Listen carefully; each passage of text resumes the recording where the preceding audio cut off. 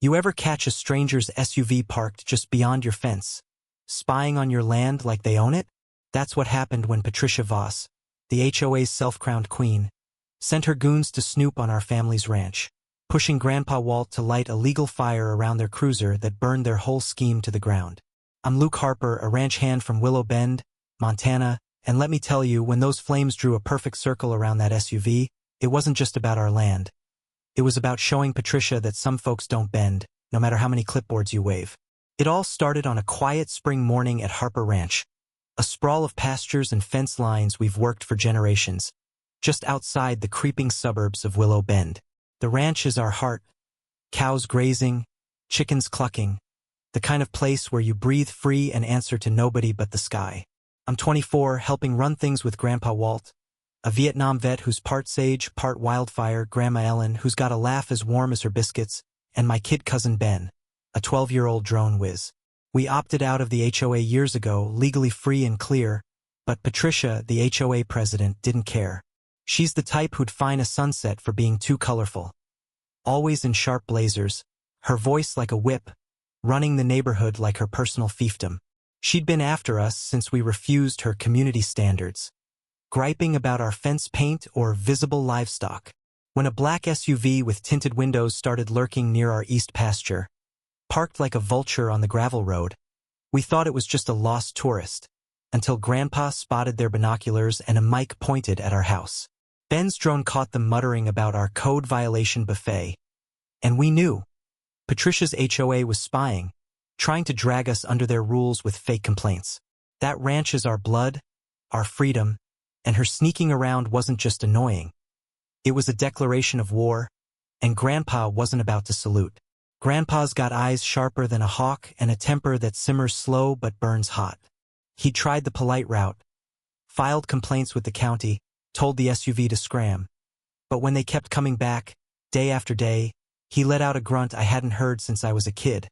The kind that meant trouble was brewing, country style. That ranch isn't just land. It's who we are. Every post driven by my great-grandpa. Every acre fought for. Patricia's spying was like spitting on our name, and Grandpa, who'd stared down worse in jungles half a world away, wasn't letting it slide. By afternoon, he was in his shed, a no-go zone full of old tools and secrets, coming out with a fire-retardant can and a rolled-up map. "We're smoking him out, legal-like," he said, plotting a controlled burn with the precision of a general. A ring of fire to trap that SUV without touching it.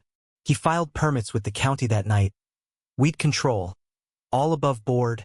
Sheriff signed. No loopholes. I saw the glint in his eye, part mischief, part justice, and knew we were about to make a point nobody'd forget. The HOA thought they could bully us with binoculars. Grandpa was ready to show them what happens when you poke a bear on his own turf. The next morning, the air was dry, the wind just right, and Ben was up early, his drone buzzing like a hawk scouting prey. The SUV was back, its two enforcers fidgeting, clueless about the trap. Grandpa and I lit the drip torches, calm as if we were planting corn, setting flames that hugged the pasture's edge, curling around their cruiser in a perfect circle. Ben's footage showed them panicking, honking, revving, but their tires sank in soil Grandpa had soaked overnight, slick as a trap. It was legal, safe, and beautiful, fire dancing without a single post singed.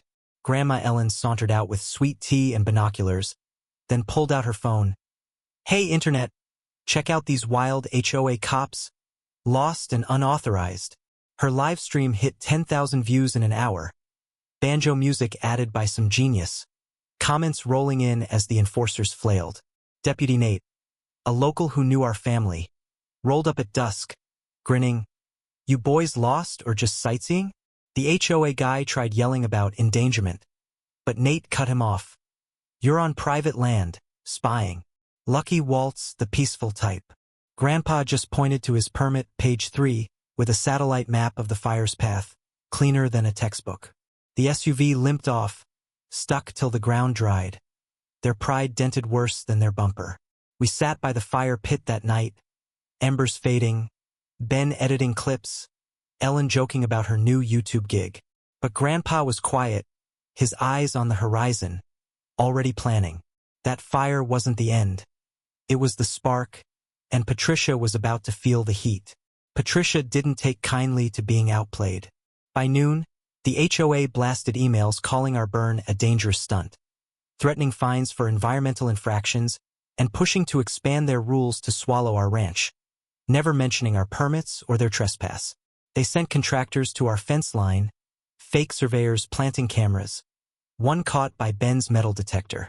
I was mad, but Grandpa was surgical, filing FOIA requests, securing a state letter declaring our ranch protected agricultural land, making any HOA move illegal. When they filed a nuisance complaint, claiming our cows stank, Grandpa dug up proof it was a fake, tied to a goat from another county.